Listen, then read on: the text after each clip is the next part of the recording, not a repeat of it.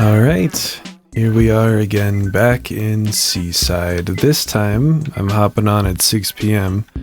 So hopefully we can turn on the lighthouse and not have to miss it once again. I forgot to mail my letters yesterday, didn't I? I certainly did.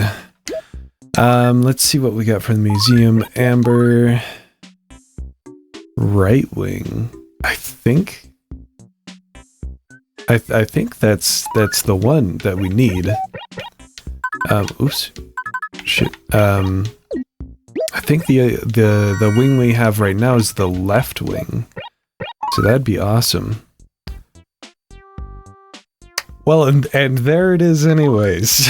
Either way, we received both of them today. So, either way, whichever one it is we're missing, we've got it. What else do we got here? 2 more letters. From the HRA. 9,000 points. Okay, that's a little better. It's a little bit better. And in home decor is nothing. The barber's pole. What do you think I'm doing with my house, Nook? Like, come on. Okay, so let's head down to the museum and get this wing donated. Let's check which one it is that we need to donate first, because Blathers kind of goes on a bit of a ramble when you donate something, try to donate something that you've already donated. So we have the left wing, so we want to donate the right wing. Yep, perfect. Alright, Blathers, you'll never guess. We've finally finished one of the larger dinosaurs. The right wing. Who, I say, a terror right wing. What's this now, Why, our Pteranodon is complete. Simply marvelous. Truly, this is beyond all joy. Whoo, indeed, woohoo, amazing. I'm all aflutter. I'm a twitter. Now then, how can I begin to do a bit of justice to this magnificent master of the skies? Pteranodon. First things first. This winged creature is not actually a dinosaur, but rather a flying reptile.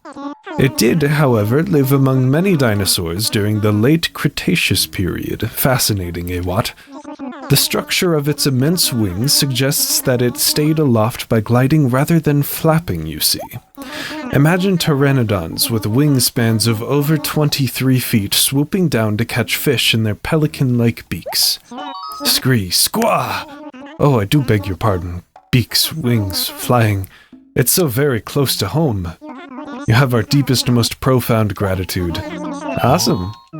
Well, that was a wonderful story you told us, Blathers. I really enjoyed it. Now we get to go sell all these fossils and all this fish and get our inventory cleaned up. So that'll be nice.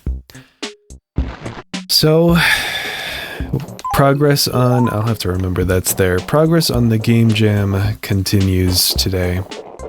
It's been another very long day of putting a lot of work into it and coming out the other end very tired. Today I got procedural generation up and running. Hey, since Pippi's here, might as well, you know. I mean, you know, this is just what we do. I mean, Pippi's my best friend. This is what best friends do. Oh. Okay. That's, this is fine. Don't worry about that, Pippi. You didn't see any- you didn't see anything, okay? You saw fucking nothing, alright? Yeah, that's what I thought. Today I got, procedural generation up and running. Just using the, I think it's called the, walking drunkard method, or algorithm, or whatever, where basically you define a walker, and then you just have it walk around, and like wherever it walks you place a floor, and then everything else is walls. And then you can do more stuff where like every iteration, like every time a walker takes a step, it has a chance to create another walker off of it, and then every time a walker takes a step, it has a chance to destroy itself. And you know, you can set chances for like how often they'll change directions and stuff, and so it can get pretty granular with how you control the procedural generation. It's a lot of fun. I've messed with procedural generation once before. I tried writing a wave function collapse algorithm from scratch and completely fucked it up. It didn't really work. I think it ended up basically just being a glorified flood fill algorithm because of something I messed up. And I don't think I have anything else I want to sell. Yeah, no, that's it. And so when I was going to write, I'm going to buy some stationery so I can put these fossils away. When I went to write this algorithm for the walkers, I was like, I just first thing I looked up a video about it, and then I found a video where a guy like basically just showed all his, like a guy made it and basically showed all the code he used to make it. I think this is the bonsai I already have. Is there only one kind of bonsai in the game? Maybe there's multiple, and that's a different kind. Let's check out what these look like. Plaster wall. That looks so gross. That looks like boogers. I don't want the fishing rod. I want to take a look at the flooring. Slate flooring. I mean, it doesn't look bad, but that's not what I'm going for. Yeah, so I found a video by a guy who he wrote it himself and basically showed all the code he wrote. And so I used that as an example. Now he was using Unity, so the code was in C#. And I'm in Godot, so I'm writing in GD script. So I obviously couldn't just copy the code outright. Nothing I really want today. I might grab some of these flowers and plant them in whatever acre's looking rather drab today. But yes, I just used his code as an example and basically rewrote it all in GD script instead of in C#. And what do you know? You guys are really having a time right now. What do you know? It works perfectly. I mean, there were a couple problems with it, because I messed some things up,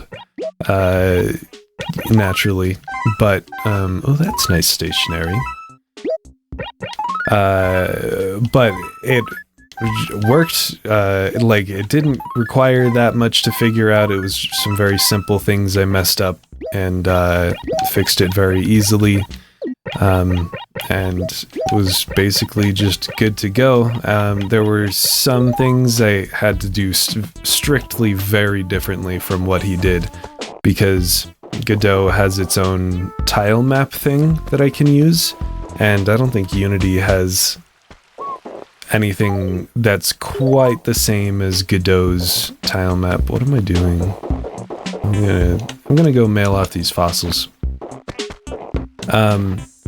And so in some ways that definitely made it easier for me.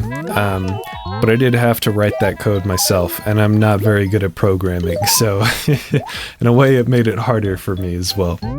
But it ended up turning out really, really well, and I was very proud of it. And I even set up, I didn't actually make it spawn the player or spawn enemies. I just had it like choose points where it could place the player and where it could place enemies. And I made it so that you define like exactly how many enemies of each enemy type are to spawn, and then it finds places for each of those to spawn and like places them. I didn't actually set it up with spawning the actual player and enemies because the way GitHub works, that would have created merge conflicts, I believe. Since one of the other programmers is working on enemy stuff right now. And so by the time I, would have merged... Oh, I can do this today too. This has been waiting on me for a while. This really needs to get done. I need to, sell all these peaches. So I'm gonna do that. So, by the time I merged the procedural generation branch back into the main branch on GitHub, the player would have changed and it would have created a whole like merge conflict with the player code in the procedural generation branch and the player code in the main branch. And Godot doesn't handle merge conflicts with Git very well. So it's basically something you have to avoid entirely as much as you can, from what I understand. Maybe I just misunderstand something. Maybe there's some tool or something to make it easier to do. But the way we've been handling it, we just try to work entirely within our own scenes. And then, coordinate when we're going to be working on a scene that is like more wide-reaching, or like working on putting multiple scenes together or something like that. And it's been working fine so far. It hasn't been all that bad. It's, like I said before, using Git in general has been quite the learning process, but it's been a lot of fun, and we've learned a lot from doing it. So I'm really glad we're doing it and just dealing with it and kind of using the game jam as an excuse to learn Git. It's a very good excuse to do so, and it's working very well. So yeah, I'm really excited about the project, and I'm excited to see how it evolves over time and see it come together. It's like just the testing I've done with like a single enemy type, just having two enemies in one scene. You can kind of bounce back and forth between them and mess around with stuff a little bit in the absolute basic attacks and stuff I have going. It's like kind of fun already, which is definitely a good sign. You want video games to be fun. So I think once we get like the procedural generation fully implemented, like all the code is there, it does generate everything just fine. It just isn't like, it doesn't, when you load into the main scene with enemies and stuff, it doesn't generate a map. It's just a pre-built tile map. So once we get the procedural generation in there, you get like, you start getting some procedural maps to mess around in with like a bunch of different enemies and stuff. Hopefully it'll start to be like actually really fun. That would be wonderful. Because if that happens, and if we like do all that and then we try playing it and it's like, wow, this is terrible, this sucks, that'd be very discouraging and a little scary, since we're doing a game jam and there's like a time limit and stuff. But I think it'll be fun. And we've got 2 weeks. We're not that far into the game jam yet. We've got time to mess around with things and tune values and make things fun. So I'm really not all that concerned about it. So that's what's been going on with the game jam. I don't really have much more to say on it yet. But hopefully, once we've got like a nice solid prototype together, then maybe I'll show you guys some gameplay. I think that could be fun. I think that would be a fun time. Right now we're planning to do 6 levels and then an additional boss level. So we're gonna do the first 3 levels are basically the same environment, like Nuclear Throne, but obviously every time it's like procedurally generated to be different. So basically it's just the same like tile set and everything shared between them. And then the last 3 levels are a different environment, a different tile set and whatnot. And then obviously the final level is like its own boss. And then we're planning on introducing a new enemy type every other level, I think it is. So the first level is just gonna have 1 enemy type. The second level is going to have 2 enemy types, and then the third level is going to have a mini boss in it. So technically it won't have another enemy type, but it will have a mini boss. And the next level after that will have a new enemy type, and then nothing new for the level after that, I think. And then on the 6th level, 1 more new enemy type. And then obviously the final level is just the boss. And that seems reasonable to us. I spent a lot of time creating like a base class for the enemies. That should make it a lot faster to like build all the enemies out off of it. And so iterating on ideas and concepts and putting things together shouldn't take a huge amount of time. And even the artist that's doing all the enemy designs was like, yeah, I mean, with 2 weeks, I definitely have enough time to do like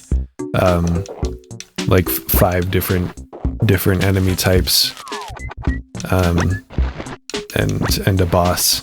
I think is it 5 and a boss?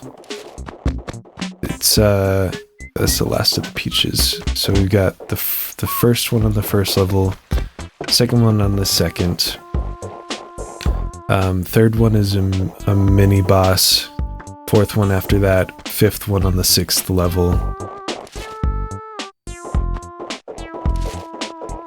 Yeah. So 5 enemy types and a boss. The artist was like, oh yeah, that's absolutely no problem. I can handle that. And I think as far as design and programming goes, the main challenge is really just going to be designing the enemies and then balancing them. I don't think putting them together will be much of a problem at all. So I'm not really concerned about that. Just designing them, making sure they're balanced and making sure they're fun. Hopefully we'll have a lot of time for playtesting and iteration. I mean, we've gotten a lot done already. We kinda just need to start putting in like the glue that puts everything together. And then theoretically after that, you know, we can just start having people play it and, you know, seeing, judging their reactions and stuff. You know, maybe I should check in the Game Jam rules whether you can,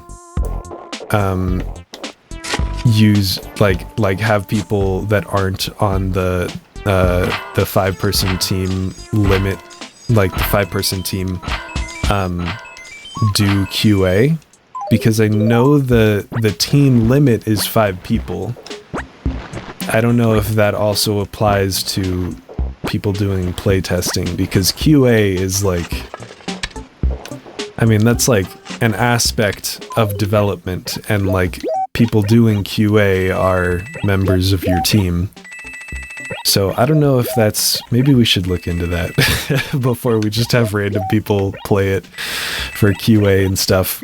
But that's the dream, I guess we could say.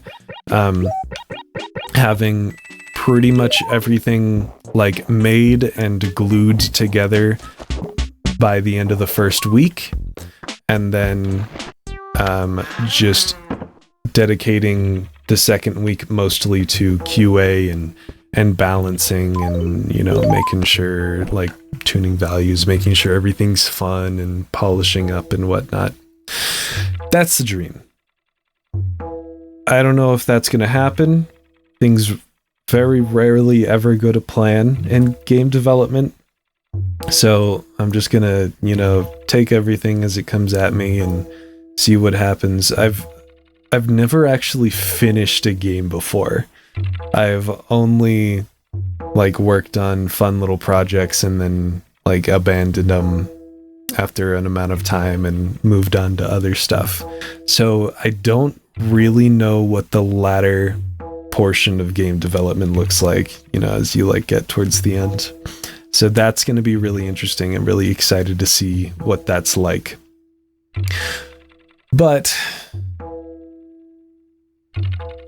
that's basically everything. I already said that's basically everything earlier. I forgot to turn on the lighthouse. I already said that's basically everything earlier in the episode, and then I managed to ramble for like probably another 10 minutes. But I'm just having a lot of fun, man. This is, working on this game jam has been so much fun. I'm really excited about the idea, and I'm just really having a good time collaborating with my friends. As I've said before, I need to be on the other side of the river. And it's just generally been a great time. I feel like everything has been going right so far, despite the fact that I'm basically killing myself working on this game, because I just get up and work on it, and then work on it until I need to like eat lunch and take care of myself, and then sometimes still don't even eat lunch and take care of myself and just continue to work on the game, because I just really like working on games.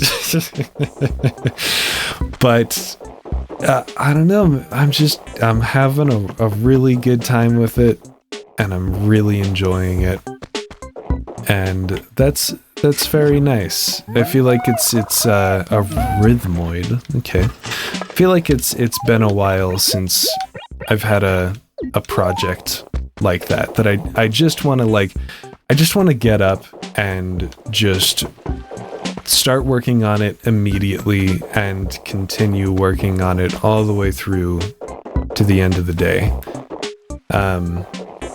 until I'm like totally exhausted and I'm ready to just lay back in my bed and pass out.